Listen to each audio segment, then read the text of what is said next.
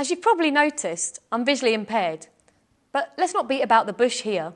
To me, and to most of the world, I'm just plain blind. And yep, my sight's absolutely rubbish. And, well, to be more precise, non-existent. Although I generally get on fine and have a great life, a few aspects of my disability can be a total pain in the arse. Take socialising, for example. My cousin Alison and her friend Jane have been fantastic and encouraged me to go out with them for years. And while this has been great, I've sometimes felt like a total burden to them, especially when we go out clubbing. You see, it's not much fun for me to be on a busy dance floor with really loud music without a close friend or someone who knows me well nearby. Though, judging by the amount of people who bump into me, I've often wondered if I'm dancing in a room full of blind people. Or maybe they're all just blind drunk. Seriously though, it's not always easy with other people around me. If a situation, for example, where one or both of them pull a guy, they always feel responsible for looking after me when what they really want to do is go off and have fun. They're always really nice about it, but I can't help feeling guilty for burdening them with the responsibility of looking after me. I know I can manage perfectly well by myself, but they want to make sure I'm okay, and I completely understand their concern for my safety. I find meeting new people and pulling guys in clubs quite hard because I can't hear a bloody thing. So even if someone was trying to chat me up, I wouldn't have a clue. And let's face it, my dancing's crap, so who'd want to anyway? Not to mention the fact that in a situation where the music's blaring out at 500 decibels, guys rely on eye contact to flirt. And since this isn't really my forte, I find I'm often a bit of a killjoy in really loud environments. When you put all this together, it doesn't make you feel very sexy, does it? I sometimes wonder if Alison and Jane are sexier than me and who's the sexiest out of the three of us. Call it female rivalry.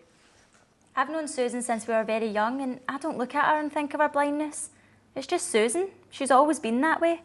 I know that probably sounds odd to a lot of people. How can I forget that she can't see? I don't forget, I just don't think about it. I suppose I'm just used to modifying my behaviour when I'm around her. It's a bit like being fluent in a couple of languages. You just speak the language of the people that you're with. So when Susan's not with us, I don't think about watching out for her. But when she's there, I just switch into a different mode of behaviour, though I'm not aware that I'm doing it. I've never really thought about it, but I'm different when Susan's around. Well, I wouldn't suggest we went to the art gallery, for instance. That would just be stupid. Though we always joke about the time that we tried and she got chucked out for touching the paintings and the sculptures. But if we were in a night out, I'm just more selective about where we go. I guess in that situation, I can get a bit protective towards her. But then, whether she likes it or not, she is more vulnerable than us, and she just needs extra help. Just simple things like going to the toilets without bumping into people or watching out for steps, particularly small steps, so she can just trip over them. It's just the wee things that lead us to embarrassing or even dangerous situations. Alison can sometimes be very protective, but it doesn't come across badly because it's usually at the right times, and I know she's just looking out for me. But there are people who just can't seem to get over their obsession with my disability. Like Jane, for example. She's been Alison's friend since high school, and she's been a good friend to me too, but she can't seem to get used to my disability at all. She's always referring to it, and I don't want to say anything in case I upset her, but sometimes it just drives me nuts. She's obviously pretty and sexy, and she always gets chatted up when we're out, but when I'm there, I usually end up the topic of conversation. So when she meets a guy or brings him over to the table, she'll introduce me and then proceed to explain all about my disability as if she's some kind of heroine, the great open-minded friend who helps me conquer life's challenges. It's almost as if, on the one hand, she's apologising to the guy for having me with her, and on the other, justifying that to herself. And for all I know, he might have come over to talk to me. That's the point. I hope she's not been nicking my potential boyfriends. I never actually thought about that. I don't mean to do it, and I don't think I've nicked any of our potential boyfriends.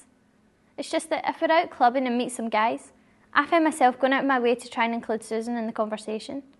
Usually when people come over, we start talking, and either they totally ignore Susan or have some problem talking to her. Like they find it difficult to think of something to say. They don't seem to think of her as a normal person. So then I find myself trying to bring her into the conversation.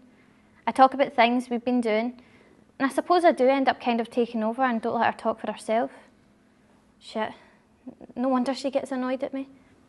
Jane can't help being a bit insensitive. I mean, It's become almost an endearing quality, if not a bit annoying. But everybody handles disability differently, and it still has to be dealt with. Ignoring it doesn't make it go away. So every situation's different. I do sometimes get annoyed with the way Jane handles these situations, and she does constantly refer to my disability for all sorts of reasons, but I wouldn't change her for the world. She is who she is, and I'm sure we can sort it out. I'm not, quote unquote, a normal person. Okay, I feel normal, and to her and Alison I am, but the rest of the world don't perceive me like that, and Jane has to deal with that just as much as I do. It's easier for me, I guess, because I've been doing it for years, but Jane hasn't, so I know how tough it can be for her, and I really do appreciate the fact the girls try to involve me in everything they do. There's a lot of ice-breaking for us to do when we first meet new people, because, well, nobody knows how to treat me, so when guys come over to us, it's difficult for me to get involved at first, as they don't even want to look in my face, let alone talk to me. I think they think my blindness is catching or something. I suppose the girls do go out of their way to involve me. Otherwise, it looks as if everybody's ignoring me. But it can be difficult for me to join in when people are all talking at once and the music's so loud. Meeting people for the first time is sometimes a bit nerve-wracking, but more for them than for me. They often want to talk about my disability all the time. It's so boring for me having to answer the same old questions time after time. I know why they're doing it, but it'd be so much better to talk about something we both have in common, like music or movies or something. They're my trump cards, you see, my way of moving the conversation along from my blindness. Once you get me talking about Coldplay or Pulp Fiction, it normally gets people going and puts them at their ease. I really like it when we all go out together, but sometimes Jane is just totally clueless, and she can be very condescending when she talks to Susan, or when she's talking to other people about her, telling people how wonderful she is because she can cook for herself, watch TV and get in the bus to town on her own. I mean, come on. Sometimes in company, she comes across more as if she pities her than treats her like a real friend. And then she tries to make up for it by overcompensating. It's almost as if she's proud to be our friend. Well, I'm proud to have Susan as a cousin and a friend, but I don't go parading her around to make myself look good. I'm proud just because of who she is, and part of who she is has been shaped by her disability. I've certainly got no problem going out clubbing with her, apart from a few small things like getting out of the toilet, giving her shoulder an occasional tap on the dance floor, just to let her know that I'm still there. It's no different from going out clubbing with anyone else. The only thing Susan finds really hard is trying to chat up the guys over the loud music. She can't tell where or who anyone is in a noisy environment full of people. Jane just doesn't help the situation by openly flirting with guys right in front of us. I'm just happy to take my time. Guys can wait. I prefer a night out with the girls any day. When I'm out clubbing, I can't help flirting, and it always seems to work. Guys are so shallow, they really are. But at least it attracts company for us all. The only problem is the guys are usually attracted to me or Alison because they can't make eye contact with Susan, and that tends to leave Susan out on a limb. And that's when I find myself overcompensating. Most of the time I don't even think of Susan as disabled, but after a few drinks, that's when I become aware of it. It just seems to take over. I feel this kind of need to justify her presence. Like she shouldn't be in a place socialising with normal people like me and Alison. I know it's stupid, and I shouldn't feel like that. But I do, and I can't help it. I'll try harder in the future. You know what? I'm just glad I've got two brilliant friends in Alison and Jane.